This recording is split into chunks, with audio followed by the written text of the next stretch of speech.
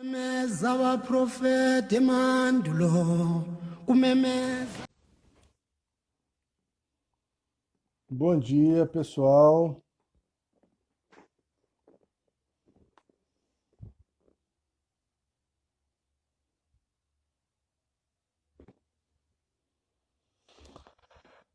Oi, Carlos. Bom dia, tudo bem? Bom dia, Bruninha. Tudo bom? Sejam bem-vindos, professor Luiz, Marcelo. Tudo bom? Márcia, de Adorim Veredas. Tudo bom? Sejam todas e todos bem-vindos. Gosto de fazer as lives de manhã para a gente começar o dia com o pé direito, cabecinha fresca. E depois sobra tempo para a gente fazer todo o mais que for necessário, inclusive descansar, que também é divino. Bom, eu queria, antes de qualquer coisa, lembrar que esses encontros são resultado da iniciativa de ex-alunos meus, que montaram um grupo chamado Grandes Amigos e que me demandam positivamente, me instigam a falar, a propor reflexões, a estarmos sempre juntos e de uma forma generosa, trocando isso de uma maneira mais ampla possível. Agradeço especialmente a Patrícia, que fez o nosso flyer, ao Serginho, que é o nosso estagiário eterno, sempre dedicado, paciente comigo, com essas questões da tecnologia. Ele sabe que eu tenho, infelizmente, ainda alguma resistência. Eu me esforço muito, mas às vezes eu me irrito, perco a paciência, tomo uma surra desses aparelhinhos danados e o Sérgio sempre paciente, sempre dedicado, me ajuda, é, me ajudou, me auxiliou a montar uma internet melhor, um equipamento adequado, enfim, tudo para a gente viabilizar esse bate-papo, tudo para a gente conseguir interagir, tudo no propósito da gente ter um espaço democrático, amplo, para bater papo, para pensar as nossas coisas, para falar sobre a nossa cultura, sobre a nossa religiosidade. Então, vamos começar. Eu sou pontual. Sejam mais uma vez bem-vindas, bem-vindos. Enfim, o nosso assunto de hoje, e também foi escolha desse grupo de ex-alunos, é Egbe Orum. Para a gente falar de Egbe Orum, eu suscito, eu sugiro que a gente comece ampliando a nossa linha de pensamento, a nossa linha de reflexão. Às vezes, nós tentamos olhar para os princípios da filosofia e da religiosidade iorubá de uma maneira muito cartesiana, muito objetiva. O que é, como funciona, como se cultua, quando na realidade, para que a gente consiga adentrar a esse portal, para que a gente consiga transitar nesse universo, é preciso que a gente se permita, que a gente mergulhe, se impregne desses olhares, desses sentires, dessa cosmopercepção, como diz a extraordinária autora nigeriana Oyeronke Oyemumi. Então, para a gente falar de Ekbe Orun, é fundamental a gente pensar sobre a função, a posição do indivíduo e o grupo social no qual ele está inserido. O comportamento dos indivíduos se torna influenciado e influencia grupos sociais. Por exemplo, quanto das nossas roupas, da moda, da nossa vestimenta é utilizada em função do grupo em que nós estamos inseridos? Nós usamos porque o nosso grupo usa e nos influencia, ou nós usamos e influenciamos o grupo? Quanto das comidas, dos gostos, dos temperos nós aprendemos a saborear a partir do grupo que a gente transita? E as bebidas? aprender a beber, aprender a fumar, fumar em grupo, beber em grupo. Todas as relações sociais são permeadas por trocas, influências recíprocas, tanto positivas quanto às vezes também negativas. Essa influência pode ser intencional ou pode ser não intencional, mas sempre essas consequências afetam atitudes. A consequência é exatamente ter as atitudes afetadas, transversalmente tocadas entre grupo e indivíduo, indivíduo e grupo. A socialização, ela inicia a partir do nascimento. A gente pode dizer, sem medo de errar, que a família é o primeiro grupo social daquele indivíduo recém-nato. Os estudiosos do comportamento chamam esses grupos de referência. E esses grupos de referência seriam exatamente um conjunto de indivíduos que influenciam no comportamento de uma ou de mais pessoas, que se identificam com eles por alguma razão, por algum motivo. Esses grupos de referência podem ser tanto primários, no primeiro nível, quanto secundários. O que seriam os grupos de referência primários? Uma interação direta, contínua, mas de caráter informal.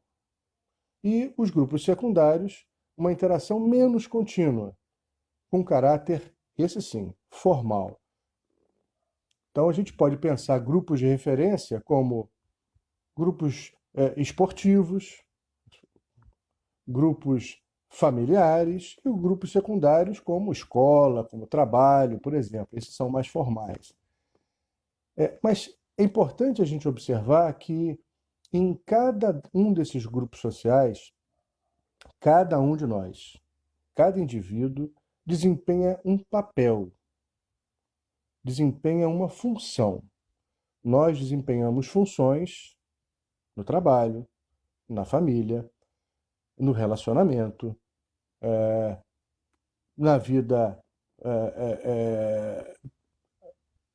profana, vamos dizer assim, nos clubes, nas religiões. Nós exercemos, ocupamos papéis. Mas essa é uma perspectiva especificamente material. A gente está falando de relações interpessoais, intergrupais, por uma perspectiva apenas como se este mundo fosse o resumo de tudo. Porém, para que a gente consiga adentrar nesse universo e falar sobre o nosso tema central, que é Egbé Orum, a gente precisa, então, reconhecer que existe um sistema paralelo, um sistema anterior à vida que nós exercemos, que nós vivenciamos, que nós experimentamos aqui, neste plano, neste planeta. Na perspectiva iorubá, há um princípio imaterial. A vida não começa aqui. As existências se sucedem num processo que eles denominam de atunua, ciclos de existências, mas a vida começa numa esfera anterior, num ambiente anterior. No idioma iorubá, Egbé é um vocábulo que quer dizer sociedade, grupo, comunidade. E Orum quer dizer espaço, mas um espaço no sentido etéreo. De acordo com a filosofia dos iorubás, existem 9 Oruns. 4 acima da terra e 4 abaixo da terra. Aí nós contamos 8. Então, a Iê, a Terra enquanto planeta, o mundo que nós habitamos, esse espaço é um Orum. Portanto, nós somos o 9º Orum, 4 acima, 4 abaixo, e aqui também é considerado um céu. Cada um desses espaços é ocupado e tem finalidades distintas. Esse nosso tem como objetivo a aquisição de virtudes. Essas nossas vidas que se sucedem, ou essas existências que se sucedem ao longo da nossa vida, têm como propósito que nós possamos desenvolver virtudes, entre elas Ourei a bondade, Suru a paciência, Iburá a promessa, Euó a disciplina, entre tantas. Portanto, aqui é um lugar de exercício, um lugar de trabalho. Esse chão, esse piso, esse ambiente, esse lugar é um lugar de exercitar as virtudes. Por isso a gente escolhe um destino. Para os iorubais, enquanto nós estamos aqui trabalhando, exercitando, vivenciando, experimentando, há outras vidas paralelas, outras vidas acontecendo. Vale dizer que, pela perspectiva desse povo, dessa etnia, a princípio, a partir desta forma de se entender o mundo, não há uma ruptura completa entre a vida e a morte. Entre vivos e mortos, há sempre uma interação. Tanto assim é que nós consultamos os nossos ancestrais diante de determinações, atitudes, decisões que precisam ser tomadas. Nós pedimos orientação a eles, nós ouvimos as suas intervenções, nós rogamos pelos seus augúrios, enfim, há constante relação entre vivos e não vivos. Como eu gosto de dizer, a expressão morto não condiz com o olhar do Iorubá. Essa expressão talvez seja muito crivada, muito repleta de uma compreensão ocidental de que depois da vida a morte encerra tudo. E não é assim que eles entendem, não é assim que eles nos ensinam. Não acaba. A gente troca de plano. Por isso eu gosto de denominar essa relação entre vivos e não vivos. Pois bem, para os iorubais, nós temos 2 corpos. Um corpo material, que é Ará, corpo físico, e um corpo emocional, um corpo espiritual, que eles denominam de Enikedi. A Juana Elbaine dos Santos, no seu livro extraordinário, no livro antológico, Os Nagô e a Morte, denomina essa figura, essa compreensão de Enikedi como se fosse um double, na expressão dela. Um duplo etéreo, como se a gente estivesse vivendo aqui e lá. Particularmente, eu não sei se a gente vive aqui e lá, mas eu sei que a gente vive aqui em interação com o que se passa em outros planos. Eu compreendo e desenvolvi essa compreensão, essa tese, no livro Euê, A Chave do Portal, quando eu falo dos corpos físicos, dos corpos individuais, dos corpos coletivos, enfim. A nossa perspectiva é de que Ará seja o nosso veículo de trânsito pelo Aie, pelo nosso mundo, pela Terra, enquanto Enikedi é o nosso corpo emocional, é o nosso corpo espiritual, que está em permanente interação com o que se passa na minha matéria e com os entes, com os ancestrais, com aqueles que ocupam outros espaços, portanto, outros Orum. Da mesma maneira que a gente aqui na Terra interage com grupos, da mesma maneira que aqui no Aie a gente se insere, a gente se influencia e a gente é influenciado por grupos sociais, por grupos de referência, tecnicamente falando, nós também mantemos essa relação permanente intermitente com grupos que existem em outros espaços, em outros lugares, denominados Orum. Ora, insisto, se nós aqui estamos dando continuidade à existência, continuidade à nossa vida, a vida não começou aqui. Então, nós temos grupos de relação no Aie, como temos grupos de relação no Orum. Esse é o conceito básico do que seja Egbe Orum, comunidade no espaço etéreo, e Egbe Aie, comunidade, sociedade que existe neste mundo. Como Egbe Aie, como sociedades materiais, nós temos escola, trabalho, família, lazer, enfim, religião. São exemplos concretos de comunidades que existem aqui e das quais nós participamos.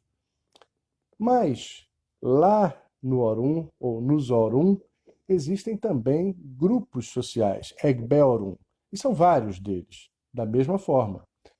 Egbe Aragbo, Mussô, Jagun Ere, Ereigbo, Yalodê, Eleco, Egbe Eleco. Portanto, são vários grupos.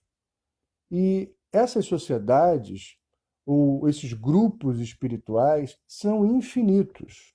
Como são infinitos os grupos existentes na Terra. A gente pode passar aqui dezenas de horas imaginando, tentando relembrar os diversos grupos que existem entre nós. O grupo do condomínio, os vizinhos, os amigos do futebol, os amigos do trabalho, os amigos antigos, os amigos do primário, o grupo da família, dos tios, dos primos. São muitos grupos, infindáveis. E existem divindades que se relacionam com esses grupos. Sobretudo quando a gente está se referindo a grupos etéreos, Egbe Orum, ligados a jovens, a crianças, como por exemplo Ibedi, como por exemplo Lokolô, como por exemplo Cori. Cori, por exemplo, é uma divindade que é associada a crianças órfãs, ou a jovens órfãos. Portanto, há uma energia original que agrega, que une, que intensifica a relação entre essas divindades e esses grupos, ou alguns desses grupos etéreos, alguns desses Egbe Orum. É importante esclarecer que Egbe não é orixá. Portanto, Egbe Orum não é divindade. A gente está se referindo a grupos sociais etéreos. O princípio, a ideia é que, da mesma forma que todos nós vivemos em sociedade nesse mundo, encontramos os nossos grupos afins aqui. Mas qual é o nosso grupo de origem? Em que companhia nós espiritualmente estávamos antes de virmos para cá? Digamos que, vamos lembrar daquele ditado, né? Diga-me com quem andas, que eu te direi quem és. Os grupos nos quais estamos inseridos, tanto aqui quanto lá, nos ajudam ou nos atrapalham? Até que ponto nós permitimos que essas influências nos sejam favoráveis ou desfavoráveis, mas sempre existem. Interessante que tanto na Terra quanto no Orum, portanto, tanto no Aie quanto nos outros espaços etéreos, nós celebramos pactos. Vamos observar? Nos grupos que nós estamos inseridos no cotidiano. Por exemplo, não é normal avisar ao grupo familiar acerca de um casamento? Participam em geral disso. Não é normal você vai lançar um livro, você convidar amigos, você comunicar a um grupo social no qual você está inserido acerca desse evento? Ah, você conseguiu um novo emprego, você mudou de casa, você vai abrir uma empresa. De uma certa maneira, há uma permanente interação entre o indivíduo e os grupos inseridos. Há pactos, há comunicações, há relações, e cria-se também uma expectativa, porque à medida em que você se casa, quando separa, eventualmente, você também vai comunicar, e gera às vezes uma frustração do grupo, que recai como uma cobrança sobre as pessoas. Nós somos cobrados socialmente pela manutenção ou pela alteração desses pactos sociais, ainda que não sejam formalizados. No Orum também. Da mesma maneira que a gente pactua aqui, formal ou informalmente, a gente também tem uma certa forma de pactuar com os nossos grupos espirituais. Há uma espécie de compartilhamento. A gente avisa, a gente dá uma certa satisfação do destino que a gente vai percorrer aqui, do destino que nós iremos transitar. Portanto, após a escolha mítica que nós fazemos, numa audiência com o Lorum, antes do nosso nascimento, no tocante ao destino que nós vamos transitar nesta vida, nós também geramos uma expectativa, nós também celebramos um pacto social com o nosso Egber Orum. E tudo aquilo que a gente faz ou deixa de fazer, tudo aquilo que a gente cumpre ou deixa de cumprir, da mesma forma que se passa na Terra, se passa no Orum. Geramos complacência, apoio ou, de certa forma, cobrança e frustração.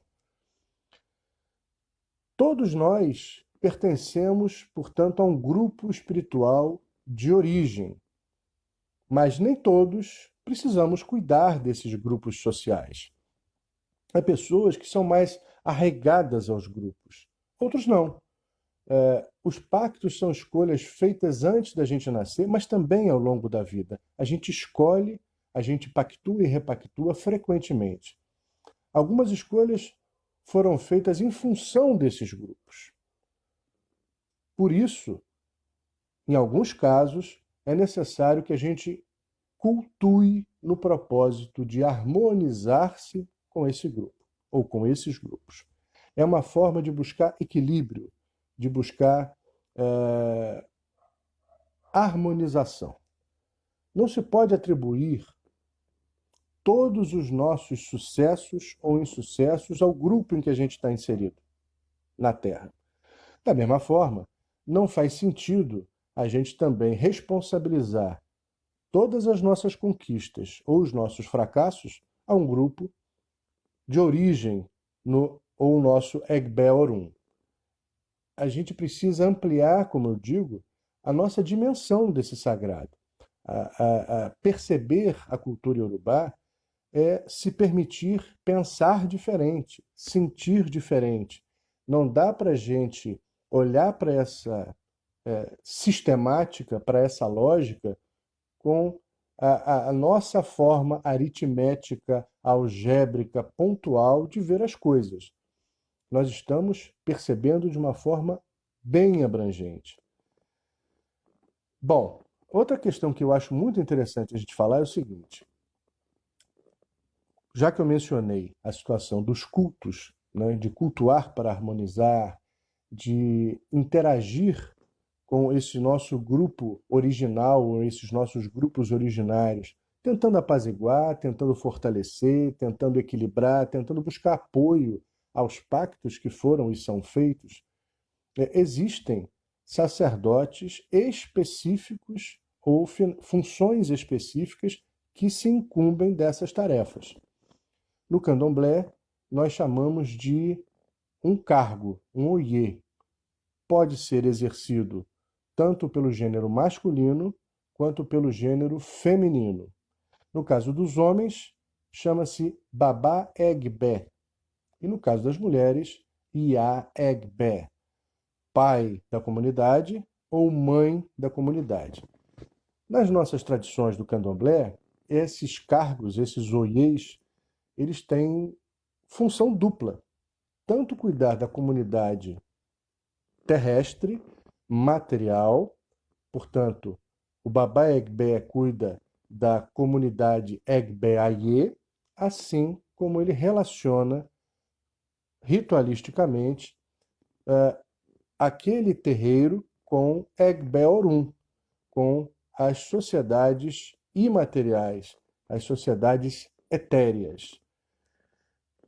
Mas nenhum sacerdote, nem Babalorixá, nem Elorixá, nenhum oiê, nenhum cargo da casa, nenhum de nós domina energias. A nossa função é intermediar, é harmonizar relações. Isso é fundamental que a gente possa compreender, porque isso muda completamente a nossa perspectiva, a nossa expectativa em relação ao que nós podemos fazer e em relação ao que a comunidade pode esperar. Ninguém substitui Ori, ninguém substitui a vontade, o arbítrio, o desejo de cada qual.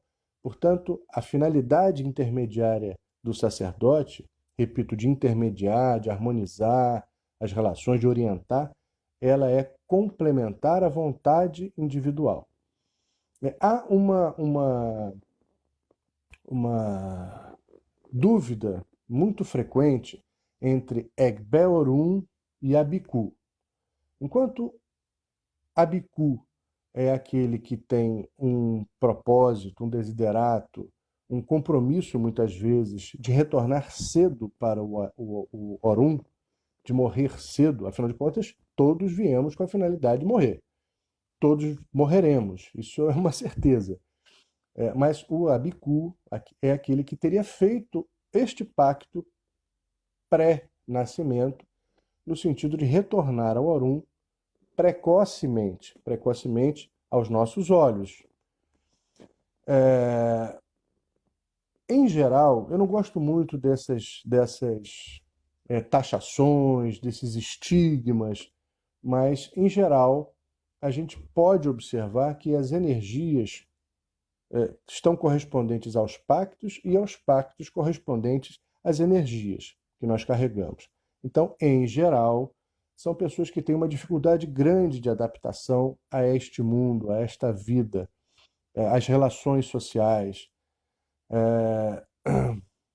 A morte precoce, ela não é naturalizada pelos iorubás.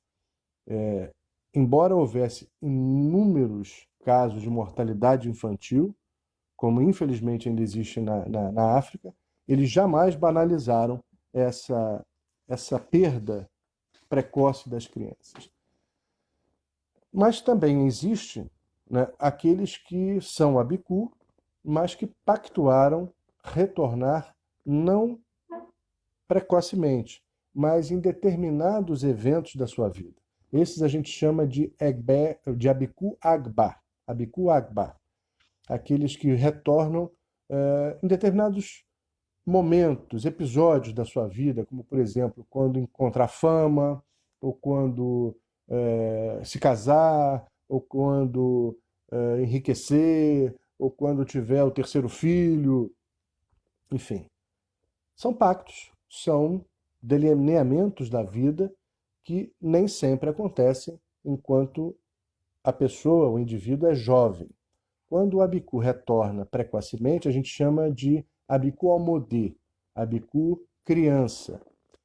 Quando o Abiku celebra esse pacto de voltar mais velho, chama-se de Abiku Agba.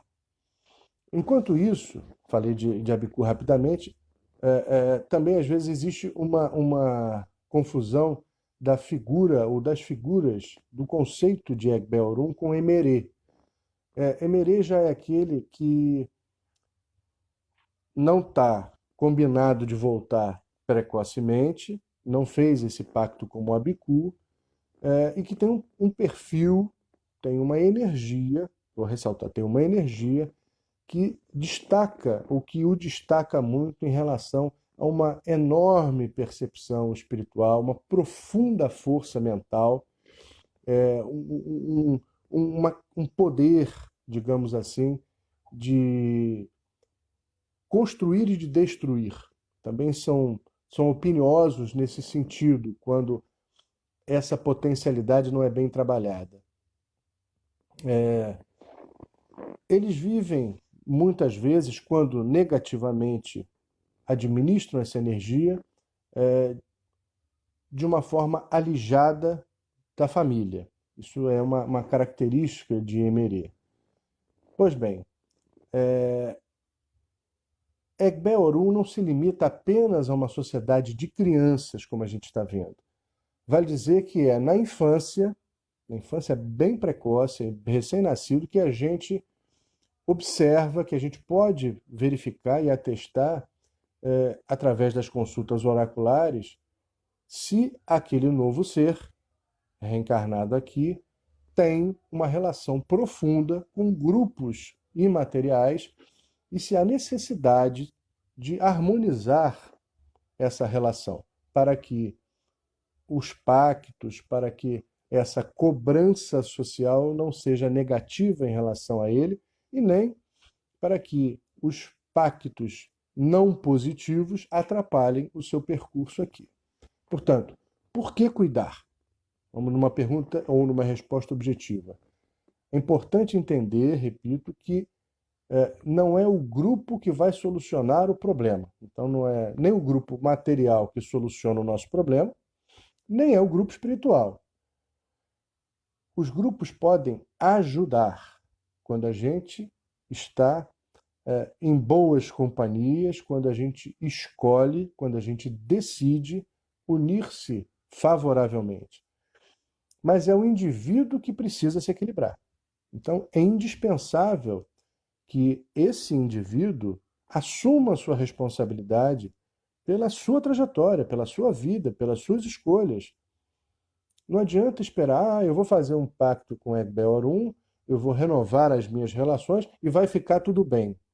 Sim, pode ficar tudo bem desde que você assuma a sua parcela de responsabilidade. O que você pode mudar, o que você pode fazer, o que você pode deixar de fazer. Segundo, cuidar de Egbe Orum é um processo de harmonização. É um processo que pode gerar fortalecimento. A gente, da mesma maneira que não pode criar uma expectativa falsa em relação ao culto ao orixá, eu vou me iniciar para o orixá, eu vou fazer uma obrigação para o orixá, e daqui a pouco está tudo bem, está tudo maravilhoso, consegui um emprego, troquei de casa. Não é assim que funciona. Tanto a iniciação no candomblé, quanto todas as relações que a nossa religiosidade oferece, com Egbe Orum, com ancestrais masculinos, com ancestrais femininos, é sempre a ideia de um processo contínuo, intermitente, necessário, que requer de nós dedicação, esforço, reflexões permanentes. Aliás, me permito fazer um pequeno parêntese aqui. Disse que não gosta da palavra obrigação. É a mais corriqueira que para nós, no dia a dia, no cotidiano do candomblé. Né? Vou fazer minha obrigação, vou pagar minha obrigação. Mas a palavra obrigação também é carregada de pejorativos, né? Eu gosto mais de renovação de votos.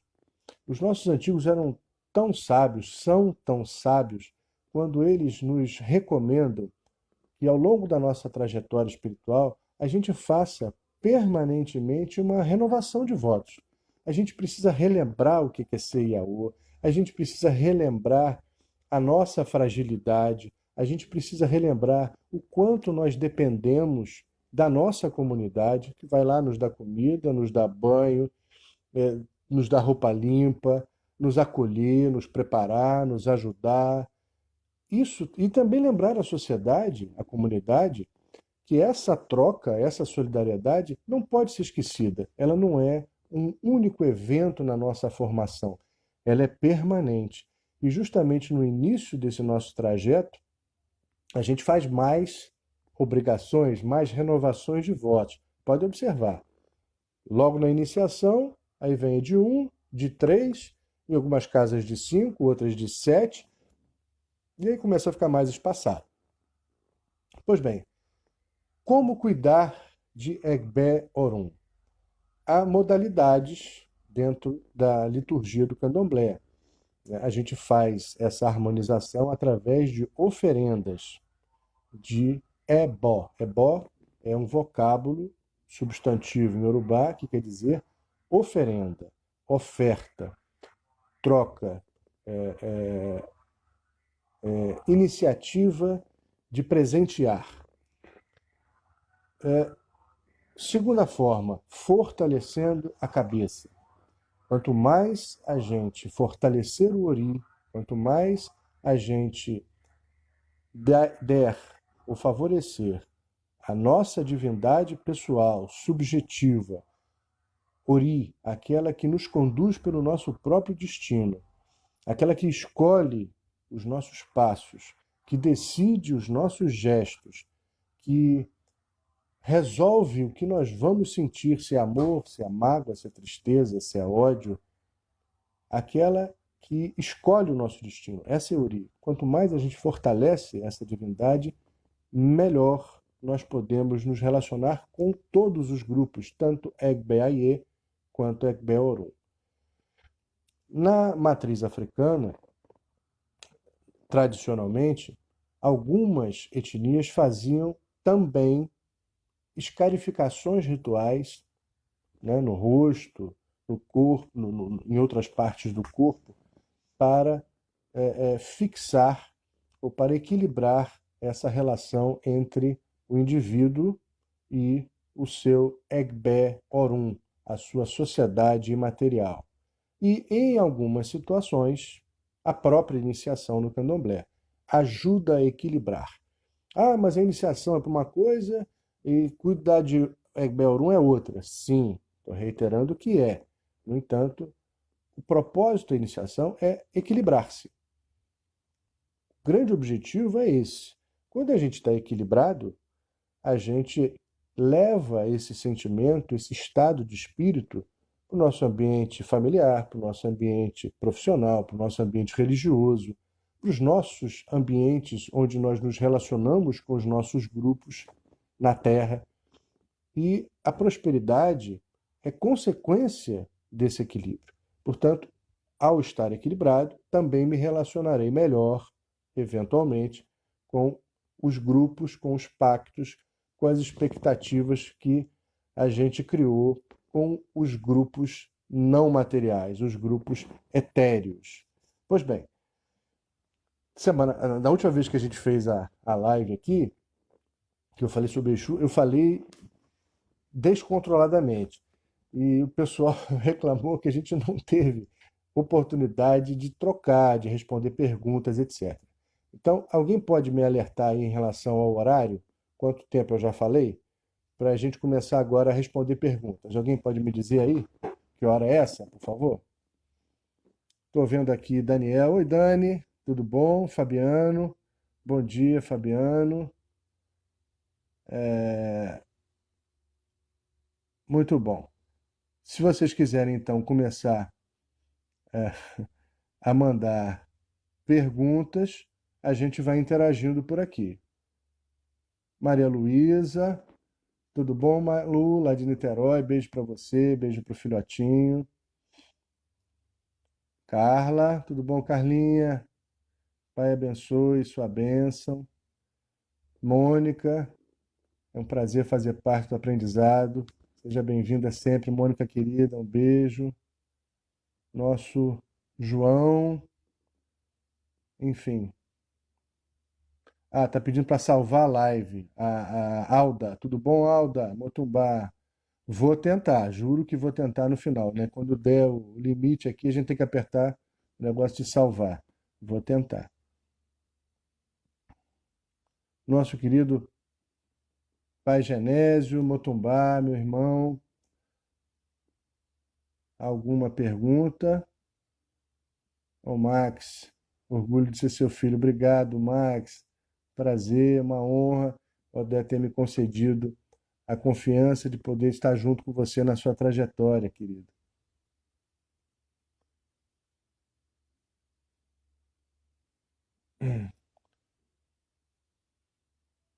Ótimo. Tem aqui uma pergunta do Fabiano. Mas como podemos identificar em qual grupo pertencemos? Excelente pergunta. Rosana, querida minha filha, que Pai Jagu nos abençoe, que o Xumaré seja sempre a esperança, a renovação, a fertilidade, a riqueza de boas ideias, a riqueza de bons propósitos nas nossas vidas. Como é que a gente pode identificar? Primeiro, o oráculo é a espinha dorsal do candomblé, da nossa religiosidade. O candomblé é uma religião oracular. Nós, sacerdotes, podemos ter experiência, nós, sacerdotes, podemos ter informações, podemos ter base experienciada, vivenciada, base teórica, mas é o oráculo que nos orienta o procedimento a fazer. É o oráculo que vai dizer qual é o destino, é o oráculo que vai dizer qual é o orixá, é o oráculo que pode, portanto, Fabiano, nos orientar no sentido de qual é a nossa Egbé Orum, a nossa sociedade etérea originária. Como eu disse, todos nós temos grupos aqui, Egbé Aie, como temos grupos lá, Egbé Orum. Mas em determinados momentos, em determinadas situações e para determinados indivíduos, entender o grupo onde eu estou inserido na Terra me ajuda nesse equilíbrio, nessa busca. Como em determinadas situações, determinados indivíduos, entender ou harmonizar esse indivíduo com o grupo etéreo pode ajudá-lo, pode favorecer essa trajetória. Então, respondendo objetivamente, o oráculo que irá nos dar essa resposta. Eu tento puxar a tela, mas aí aparece outro negócio, aparece o teclado. Otávio de Mar, a cultura iorubá é cosmovivência, correto? E o Ocidente entende como cosmovisão, correto, exatamente. Nós costumávamos, eu mesmo costumava me referir à cosmovisão iorubá, tentando esclarecer que os iorubás têm uma forma própria de ver o mundo, de se ver no mundo. Mas uma autora nigeriana chamada Oyeronki Oyemumi, muito interessante, extraordinária, faz uma proposta diferente. Ela diz: dizer cosmovisão me remete a apenas um dos sentidos, a visão. E isso é pouco para descrever a forma do Yorubá compreender o universo e compreender-se inserido nele. Portanto, ela propõe a expressão cosmopercepção, dando a entender que o Yorubá usa todos os sentidos para fazer esse trabalho de identificação, de correlação. Ele usa todos os sentidos. Por isso, a gente costuma dizer que na cosmopercepção iorubá, o universo tem uma dimensão mais ampla e a gente percebe esse universo de várias formas, sentindo cheiros, provando gostos, ouvindo os animais, ouvindo profundamente, reflexivamente as palavras e experimentando a vida, experimentando as relações com todos os que habitam esse mesmo espaço, sejam animais, sejam vegetais, sejam minerais, sejam hominais. Nossa querida Victoria, elucubrações fantásticas, obrigado, querida. Fabiano Araújo, beijo, meu querido, que o Oxóssi seja sempre por você. O nosso Tony Lê, Pai abençoe, querido. Ó, a Nájila está falando assim, salva a live, por favor. Vou tentar, eu digo que eu sempre tento. Vamos tentar. Tem mais alguma pergunta?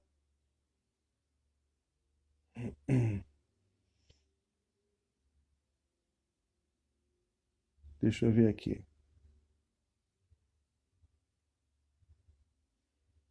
Faltam 20 minutos. Faltam 20 minutos. Caramba, falei a beça também, né? Bom, por favor, vão me monitorando aqui. Ah, tem aqui uma pergunta do Digo. Qual a relação de Jagun com Egbeorum? Não, não. Jagun é um verbo em Yorubá. Além de denominar uma divindade, Jagun, que no nosso candomblé é considerada uma qualidade de Obaluayê, Omolu, eu sou de Obaluayê, com muito orgulho, qualidade de Jagun. Meu orixá veste palha, carrega xaxará, carrega lança.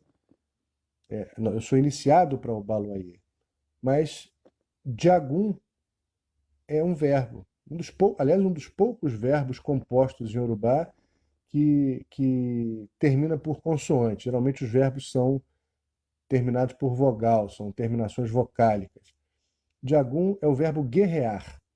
Então, quando se refere a Jagun, Herê, né, como uma das sociedades etéreas, como uma dos possíveis Egbeorum, dos grupos não materiais, estamos falando de uma sociedade de guerreiros infantis.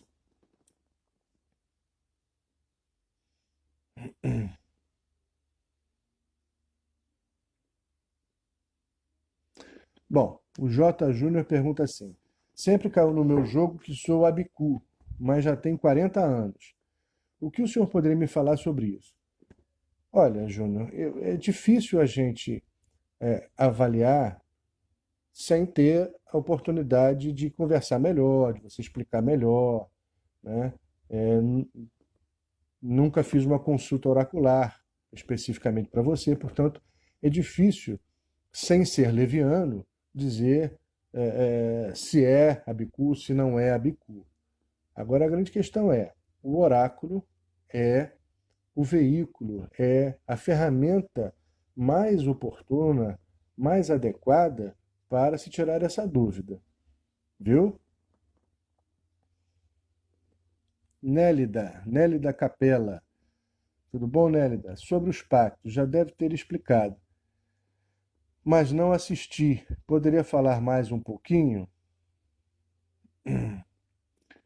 Então, o que eu esclareci é que, tanto nos grupos nos quais nós estamos inseridos, no nosso mundo, no Aie, no mundo em que nós estamos neste momento, a gente também faz pactos, faz escolhas com grupos espirituais.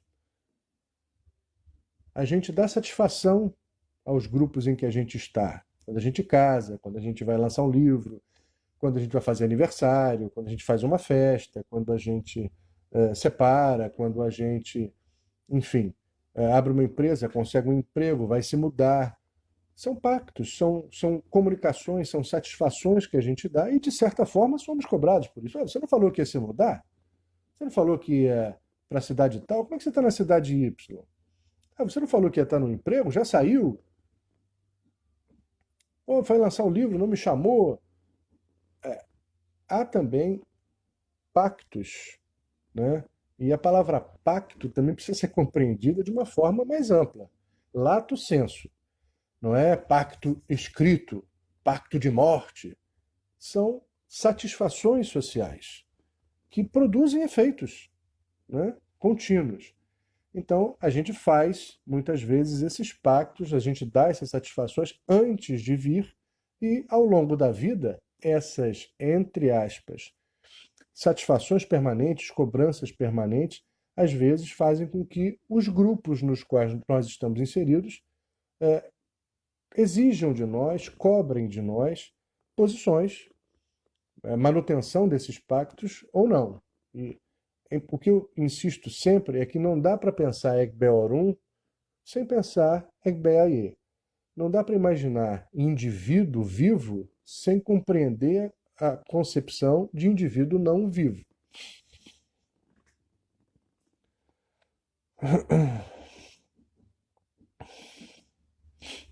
Alex pergunta assim: poderia falar melhor do corpo mental e essa interação com o Orum? Então, Alex, Enikedi é o conceito iorubá de corpo imaterial. Desculpe. Enquanto o corpo material, corpo físico, é denominado ará, é isso, matéria, ferramenta para trânsito do destino. Enikedi, literalmente o segundo eu, é a minha imaterialidade, a minha emoção, o meu sentimento, a minha personalidade. Tudo aquilo que eu faço com o meu corpo, eu produzo sensações. Eu reflito o que eu faço no ará, no meu Enikedi. O prazer que eu sinto, a dor que eu sinto, a alegria que eu sinto, me causam emoções. Assim como, a contrário senso, as emoções que eu tenho também podem ocasionar resultados favoráveis ou desfavoráveis no meu corpo. Quando, por exemplo, eu sou acometido por uma eventual depressão, ou quando eu me encontro envolvido em profunda tristeza, em mágoa, em ressentimento, partes, órgãos do meu corpo se ressentem, adoecem. Então, essa interação é constante. Essas nossas emoções estão eivadas, estão cheias também de experiências ancestrais. Portanto, há um trânsito permanente. Não adianta imaginar, a gente nem pode imaginar que a nossa relação neste mundo seja especificamente material.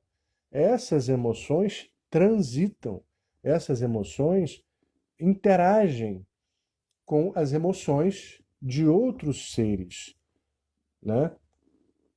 Os nossos ancestrais, eles perdem o corpo físico, mas eles têm as próprias emoções. Essas emoções deles estão entrelaçadas entre nós através de Enikedi.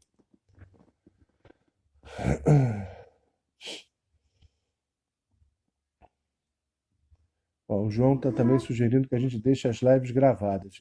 Eu juro que eu vou tentar. Aquela de Exu está gravada. Obrigado, Caio Cortez, meu irmão, Motumbá. Bença, que Pai Jagum nos abençoe, que Exu seja por nós. Obrigado, Fabiano. A live tá legal.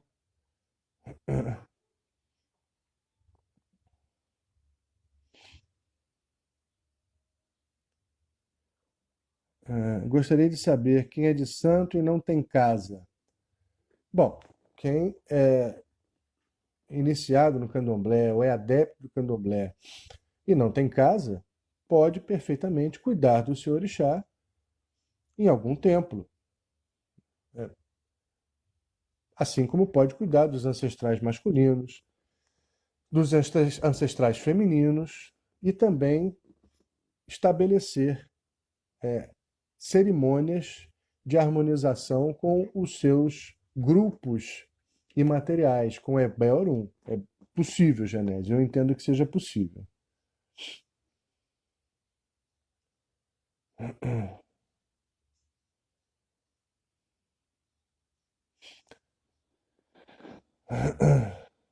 O Mário Tenório. Bom dia, Mário. Tudo bem? Mário diz assim: bom dia, babá. Como uma pessoa sem dinheiro faz uma oferenda a Egbé Orum? Mário, interessantíssima a sua pergunta, porque o dinheiro, a troca pecuniária, ela não é a necessidade extrema das relações. Quando a gente fala do princípio do sacrifício, que é fundante no candomblé, a gente não está se referindo a um sacrifício especificamente financeiro, pecuniário. Evidente que esta relação também passa por diversas questões, como a valorização, como a manutenção, como o respeito recíproco. E por isso deve ser uma relação sempre equilibrada, sempre moralmente justa.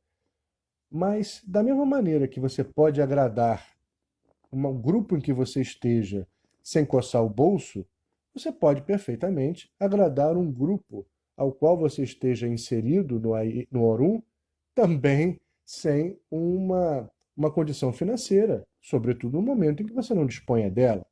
O que eu quero dizer? Quantas vezes a gente dá presentes não materiais a grupos familiares ou a entes de grupos familiares, a entes ou a espaços religiosos, sem necessariamente despender do dinheiro. Então, essa ideia de materialização permanente, ela pode ser devidamente ampliada, seja nas relações com a Egbe ou com as comunidades materiais, assim como Egbe Orum. Mas boa proposta, Mário. Olha, tem uma pessoa que faz aqui uma pergunta, eu não sei, acho que o Wendel. Babá, é possível cuidar de Egbe Orum sem ser iniciado? Egbe tem relação com Orixá? Então, é possível cuidar. Você pode cuidar da Bori sem ser iniciado? Pode. Você pode cuidar de ancestral feminino sem ser iniciado? Ou de ancestral masculino? Claro que pode. Você pode agradar o orixá sem ser iniciado? Sim, evidente que pode. Como também pode harmonizar-se através de ritos com o Egbe Orum. O que eu sempre recomendo é que se busque para qualquer uma dessas liturgias pessoas que tenham experiência, que tenham capacidade, que tenham sabedoria suficiente para fazê-lo. Mas pode sim. A alergia está atacando. O Wendel pergunta ainda se Egbe tem relação com orixá. Tem sim. Tem muitos orixás que estão relacionados a grupos. Por exemplo, quando a gente fala de ancestrais femininos, há grupos. A gente está falando de Yami Oxorongá, as mães ancestrais. Há orixás que têm relação com esse grupo. Assim como há orixás que têm relação com grupos denominados Egbe Orum. Eu citei alguns. Ibedi, Cori, que não é uma divindade muito frequente no nosso panteão, mas é uma divindade muito interessante, extremamente ligada a Egbe Orum, ou a alguns Egbe Orum.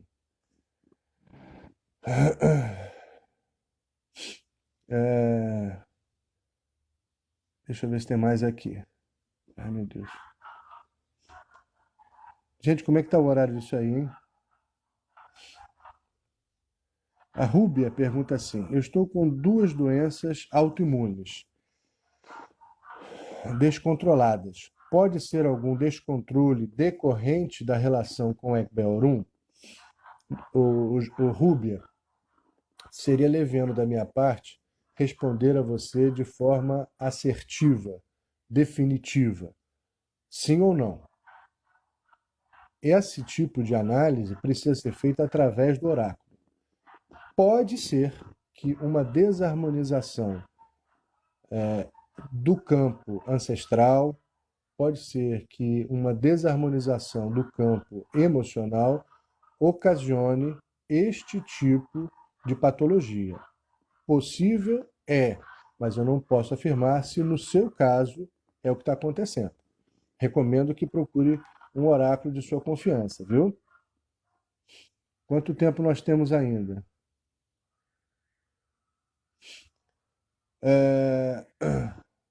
W.M. Teixeira. Olá, bom dia. Bom dia. Ofertar para Egbe Orum é diferente de cuidar de Odu? Sim. Conceitos distintos. Odu entende-se na cultura urubá como trajeto, percurso de vida. O meu Odu é uma escolha que eu fiz antes do meu nascimento. É uma estrada que, 27 segundos restantes, vai cair, eu vou voltar com essa resposta. Rezem daí para eu tentar gravar esse negócio direitinho. Faltam 19, 18 segundos. Então, quando acabar, tem que apertar o negócio e gravar, não é isso? Por favor, vamos lá. Então, o Teixeira, eu vou responder isso para você no retorno da live, tá bom? A gente está contando aqui 1 hora, não gosto de passar muito disso. Acho que consegui gravar. Então vamos aqui para a nossa segunda parte, rapidinho. Vou responder só mais essa pergunta do Teixeira e mais uma, para a gente poder encerrar, né? Temos que nos organizar com esse horário de 1 hora, né? Enfim, como eu estava dizendo, bom, deixa o pessoal chegar. A gente está falando.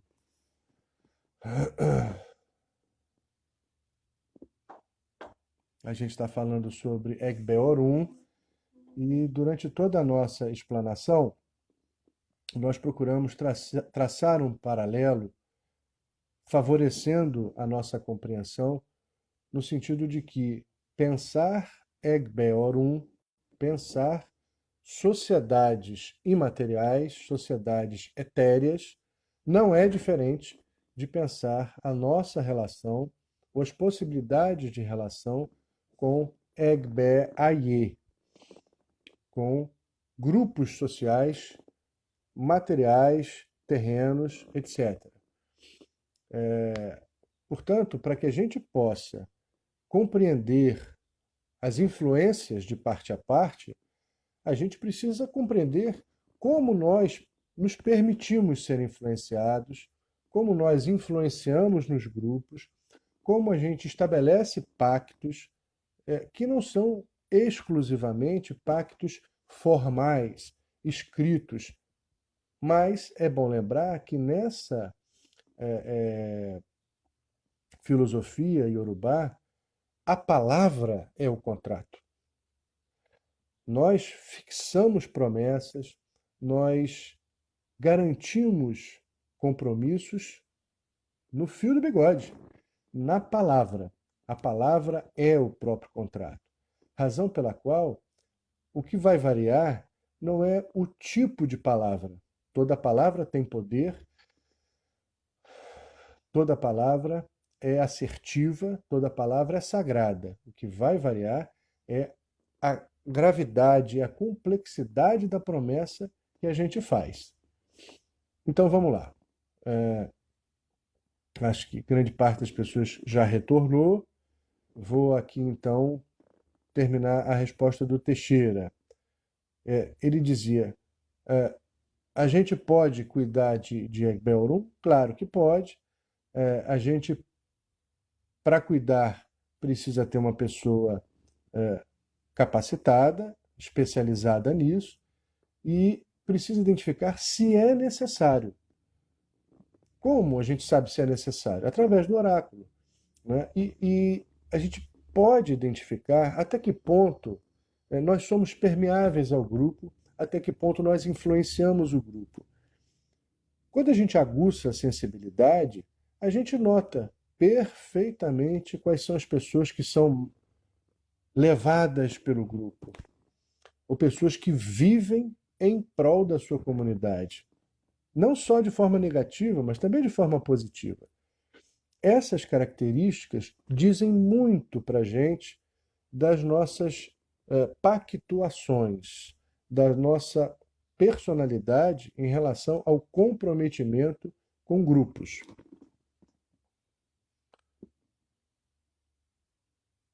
Deixa eu ver aqui.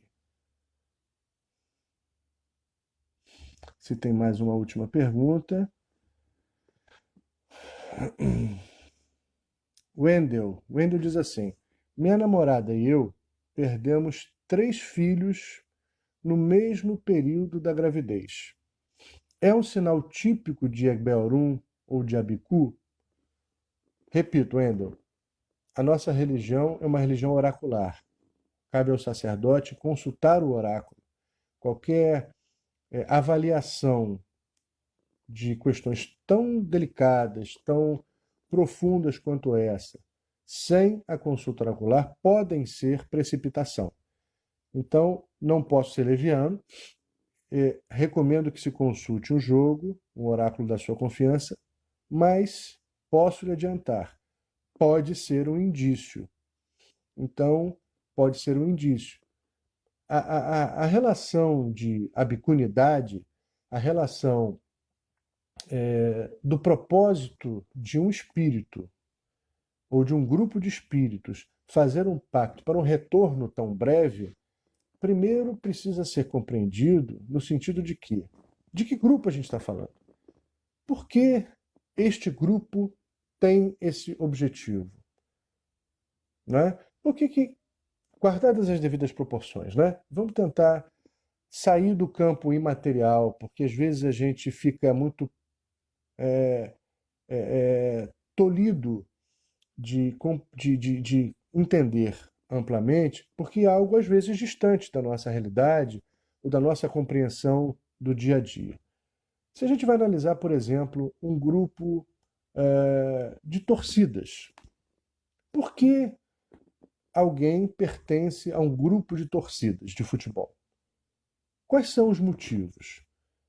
De que torcida ele participa? É de uma torcida agressiva ou menos agressiva? Por quê? O que leva um indivíduo a isso? Bom, de pronto a gente pode dizer, gosta do esporte, é apaixonado pelo seu clube, gosta de interagir com o grupo, enfim, entende que esse esporte é um patrimônio não só para ele, mas para a sua sociedade, em geral pratica o esporte. Olha quantas elucubrações, quantas alusões a gente pode fazer por observar, ainda que de longe, o simples pertencimento de um indivíduo a um determinado grupo. Evidente que, da mesma forma que eu não posso julgar amplamente, profundamente, por que aquele indivíduo pertence a uma torcida organizada, também não posso fazer juízo de valores. Ah, ele é violento ou não violento. Eu não posso fazer esse tipo de julgamento de longe. Não posso. Eu não posso fazer pré atitudes pré-conceituosas. Eu preciso entender, mas de longe posso observar umas tantas coisas. Mas para saber detalhes, eu preciso estar de perto. E o estar de perto com o imaterial, de acordo com o nosso procedimento candomblé, é viabilizado através do oráculo. O oráculo é exatamente esse equipamento, essa ferramenta que me propicia observar mais de perto, mais minuciosamente, com uma orientação divinatória e não adivinhatória. Eu gosto muito dessa diferenciação.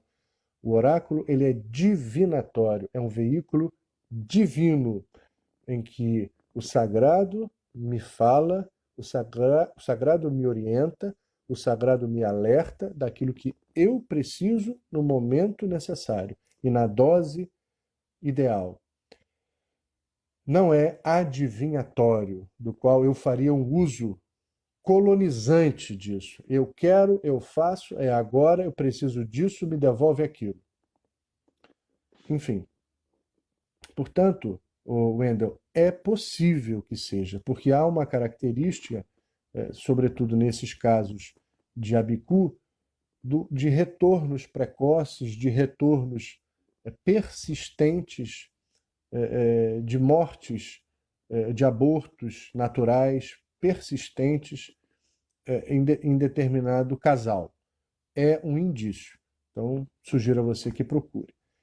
Mas então eu estava dizendo, por que o indivíduo escolhe estar em determinado grupo? Por que um indivíduo escolhe estar, se associar, ser influenciado, influenciar, estou me referindo a um indivíduo espiritual, a um ente, né? Pertencer a um grupo de espíritos que não querem ficar na Terra por muito tempo. Por quê? São esses porquês que eu acho interessante da gente buscar. Por que alguém se sintoniza, se relaciona, se encontra com uma sociedade, com um grupo que pensa da mesma forma. Não vamos ficar na Terra, vamos voltar rápido. Há muitos estudos a respeito, há muita gente que se dedica especificamente a isso.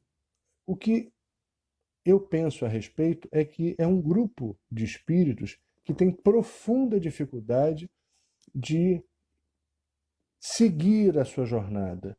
Tem muita dificuldade em se adaptar a esse mundo. Esse nosso mundo é um mundo hostil, é um mundo difícil, é um mundo que requer da gente exercícios de força, de superação, de a integração com os grupos despende de nós muita energia. Às vezes a gente tem que aprender a se impor, a gente tem que aprender a combater violências, a gente tem que se esforçar para melhorar a sociedade, para realizar os seus objetivos. Isso exige de nós muita energia. Nem todos os espíritos possuem, em determinado momento, esta força no sentido de energia para realizar.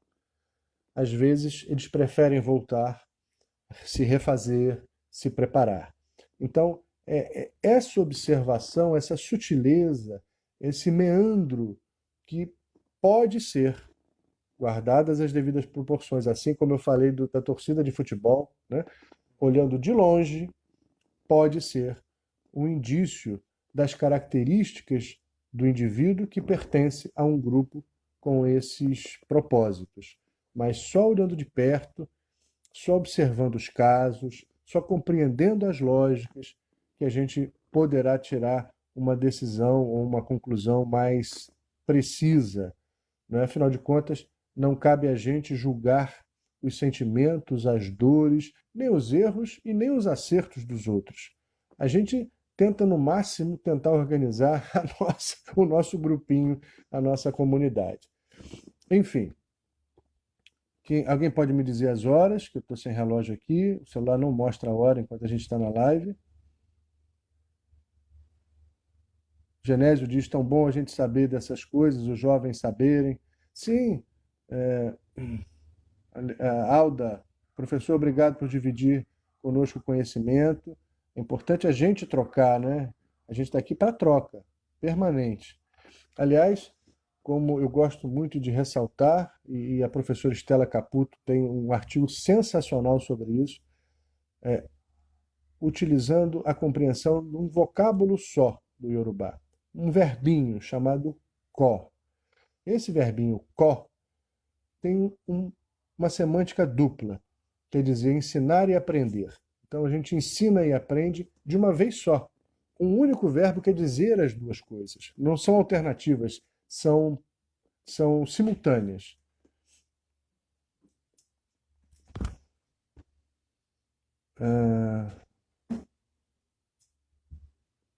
Vamos lá. Ordilei. Ordilei diz assim: como é a relação do Egbe Orum com o suicida? Muito bom. Uma pergunta muito interessante.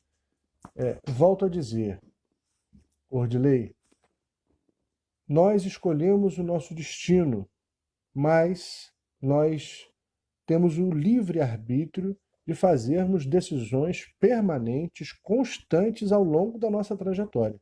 Nem Olorum interfere. E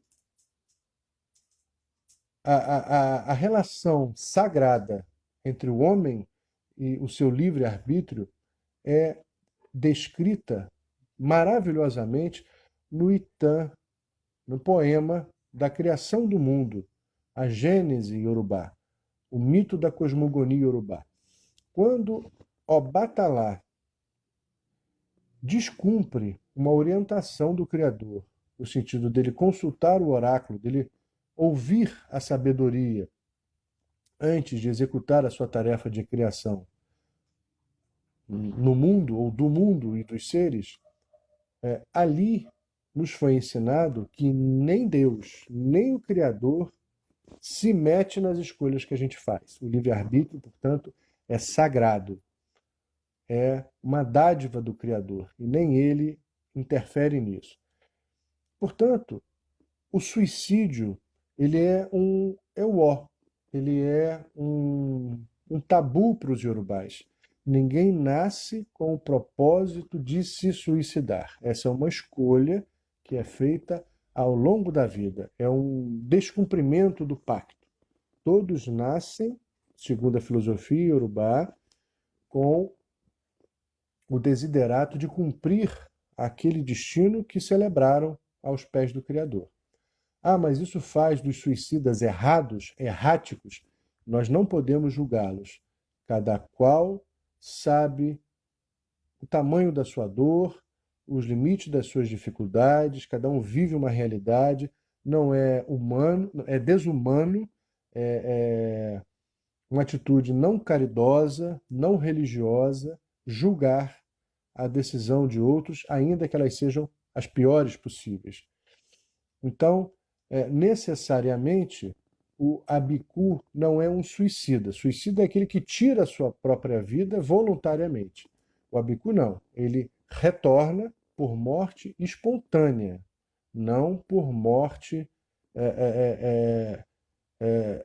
unilateral. Não, unilateral não. Por morte, não por morte ocasionada pelas suas próprias ações. Entendeu?